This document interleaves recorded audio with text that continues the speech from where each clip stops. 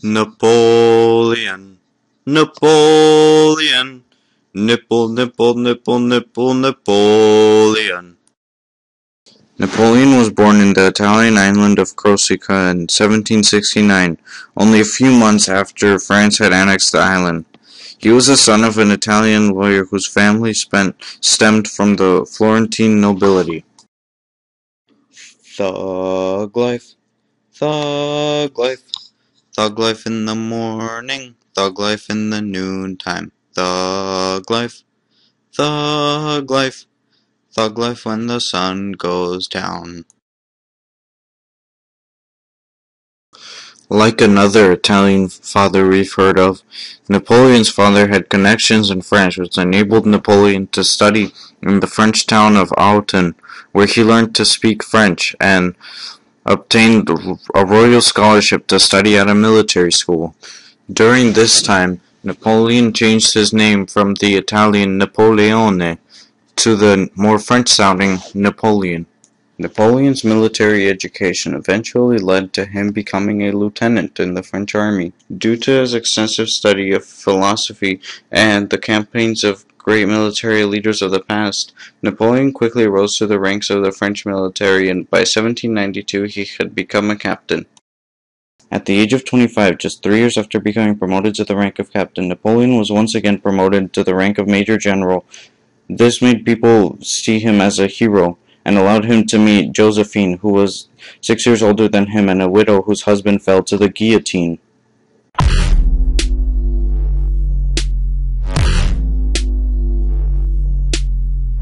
It goes, guillotine!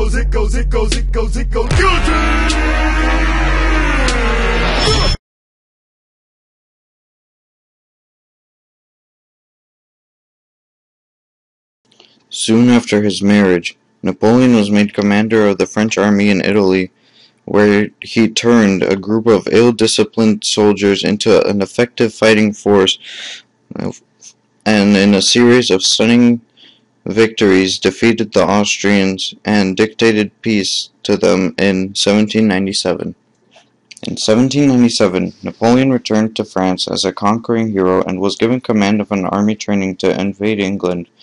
He believed that the French were unready for such an invasion and proposed instead to strike indirectly at Britain by taking Egypt and threatening India, both of which were major sources of wealth for the British.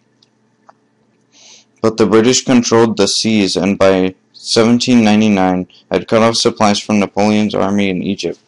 He saw no future and only defeat, and made no hesitation to leave his army behind.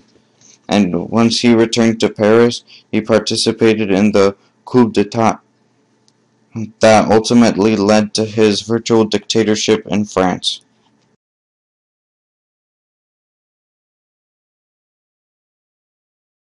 While leading France, Napoleon made a lot of important decisions in the first few years, two of which are that he made peace with the Catholic Church, who was one of the oldest and most implacable enemies of the Revolution, and that he set up his Napoleonic Code of Laws. The Napoleonic Code kept revolutionary gains intact, such as equality of all men before the law and the abolition of serfdom and slavery. It protected property and individual rights. However, it undid some of the legislation. Women lost several of their newly acquired rights and were treated as minors in court, couldn't acquire a divorce easily, and most of their control over their family was lost.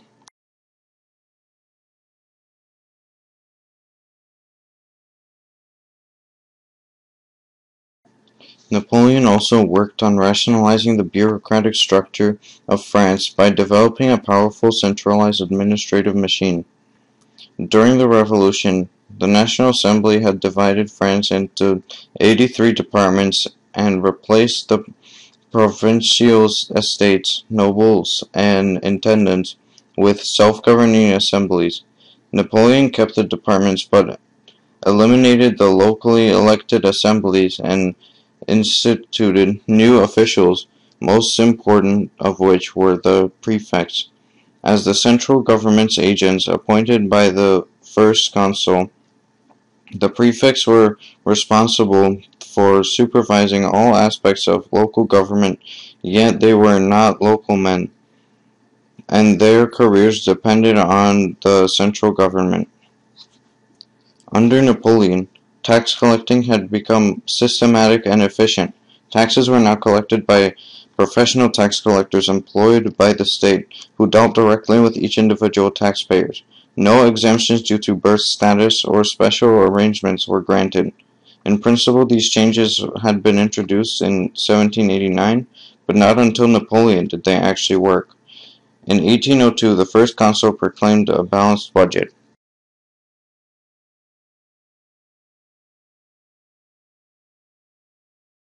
Napoleon's domestic policies both destroyed and preserved the ideals of the Revolution.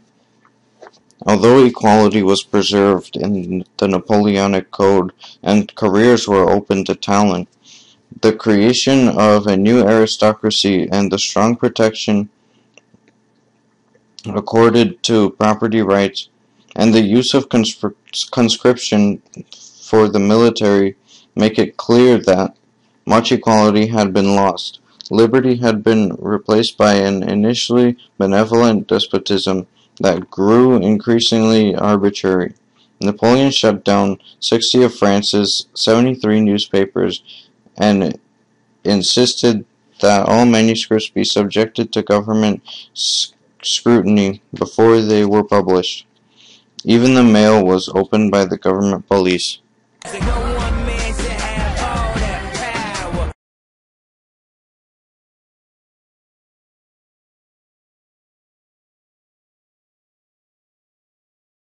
When Napoleon became consul in 1799, France was at war with the Second European coalition of Russia, Great Britain, and Austria. Napoleon realized the need for a pause and remarked to a Prussian diplomat that the French Revolution is not finished so long as the scourge of war lasts. In 1803, the war was renewed with Britain, which was soon joined by Austria and Russia in the Third Coalition. At the Battle of Ulm in southern Germany in 1805, Napoleon surrounded the Austrian army, which quickly surrendered. Proceeding eastward from Ulm, Napoleon faced a large Russian army under Tsar Alexander I and some Austrian troops at Austerlitz. The combined Allied forces outnumbered Napoleon's forces, but the Tsar chose poor terrain for the battle, and Napoleon devastated the Allied forces. Austria sued for peace, and Tsar Alexander took his remaining forces back to Russia.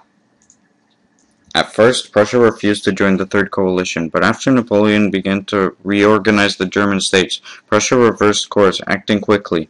Napoleon crushed the Prussian forces in two battles at Jena and Austerlitz in October 1806, then moved to defeat the Russians, who had decided to re-enter the fray in Eylau and Friedland in June of 1807. Napoleon's Grand Army had defeated the continental members of the coalition, giving him the opportunity to create a new European order.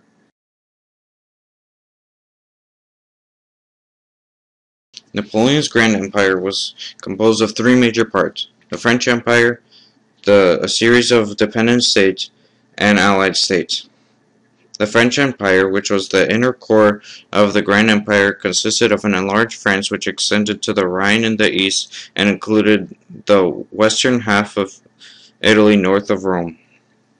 The dependent states included Spain, the Netherlands, the Kingdom of Italy, the Swiss Republic, the Grand Duchy of Warsaw, and the Confederation of the Rhine, which was a union of all German states except for Austria and Prussia. The Allied states were those who were defeated by Napoleon and forced to join his struggle against Britain. They included Prussia, Austria, and Russia. Although the internal structure of the empire varied outside its inner core, Napoleon considered himself the leader of the whole. In the inner core independent states of Napoleon's Grand Empire, Napoleon tried to destroy the old order. Nobility and clergy everywhere in these states lost their special privileges. He decreed equality of opportunity, with offices open to talent, equality before the law, and religious toleration. This spread of French revolutionary principles was an important factor in the development of liberal traditions in these countries. These reforms have led to historians to view Napoleon as the last of the enlightened absolutists. Great Britain had become a major problem for Napoleon and his Grand Empire. The two major reasons that explain this is the survival of Great Britain's force of nationalism and Britain's sea power. As long as Britain ruled the seas, it was almost invulnerable to military attack. Although Napoleon contemplated an invasion of England, and even collected ships for it, he could not overcome the British Navy's decisive defeat of a combined French-Spanish fleet at Trafalgar in 1805.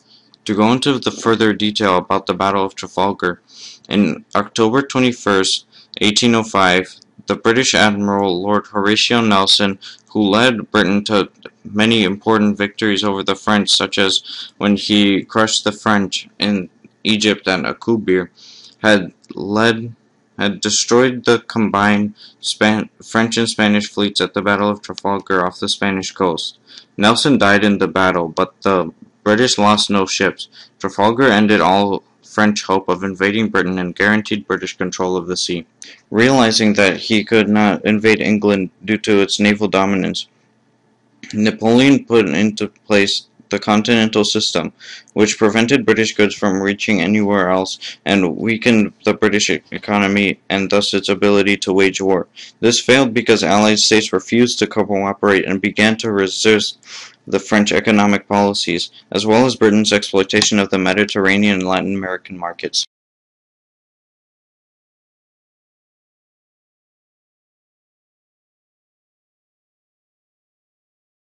The fall of Napoleon began in 1812 when he decided to invade Russia because of their detection of the Continental System and their ability to challenge it unopposed. Napoleon brought 600,000 men into Russia and expected a quick victory. But the Russians would not stop and battle with the French, knowing that they would lose. They retreated for hundreds of miles, burning their villages and farms so that Napoleon's troops could not receive food or forage. Eventually, the hunger and heat got to Napoleon's troops, and when the Russians did stop the fight, Napoleon lost 30,000 men, and Russians lost 45,000. When the remaining troops got to Moscow, they found the city ablaze, lacking food and supplies. Napoleon abandoned Moscow in late October and made the Great Retreat across Russia in terrible winter conditions. Only 40,000 of the troops managed to straggle back to Poland in January of 1813. This military disaster led to a war of liberation all over Europe, culminating in Napoleon's defeat in 1814. After his devastating defeat in Russia, Napoleon managed to slip back into France and build yet another army to attack the nearest Allied forces stationed in Belgium. At Waterloo on June 18th, Napoleon met a combined force of British and Prussian army under the Duke of Wellington and suffered a bloody defeat. This time, victorious allies exiled him to St. Helena, a small forsaken island on the South Atlantic. Only Napoleon's memory would continue to haunt French political life. Napoleon died in 1821, and the Bourbon monarchy was restored in France. Thank you for watching our video. Now listen to this excellent piece by a master composer by the name of Cullen Philpott.